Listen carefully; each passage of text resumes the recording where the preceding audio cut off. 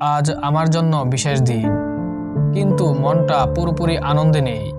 কারণ আমার প্রিয় সতীর্থ ও বন্ধু তামিম ইকবাল অসুস্থ। মাঠে আমরা একসাথে অনেক লড়াই করেছি, অনেক স্মৃতি রয়েছে, আর সবসময় চাইবো আমাদের এই পথ চলা আরো দীর্ঘ হোক। তামিম, তুমি বাংলাদেশের ক্রিকেটের অন্যতম বড় শক্তি। তোমার দ্রুত সুস্থতা ও মাঠে ফিরে আসার জন্য দোয়া করছি। ইনশাআল্লাহ তুমি খুব তাড়াতাড়ি সুস্থ হয়ে আমাদের মাঝে ফিরে আসবে। তামিমের জন্য আপনার দোয়াই হবে আমার জন্মদিনের সেরা উপহার। দোয়া করবেন আমার ভাই তামিম যেন দ্রুত সুস্থ হয়ে আবার মাঠে ফিরতে পারে। শত্রু যতই আপনার সাথে ভালো ব্যবহার করুক, সে শত্রু শত্রু থেকে যায়। আর যে বন্ধু যতই আপনার সাথে মান অভিমান করুক, মান অভিমান করে যদি কথা নাও বলে, সে বন্ধু বন্ধু থেকে যায়।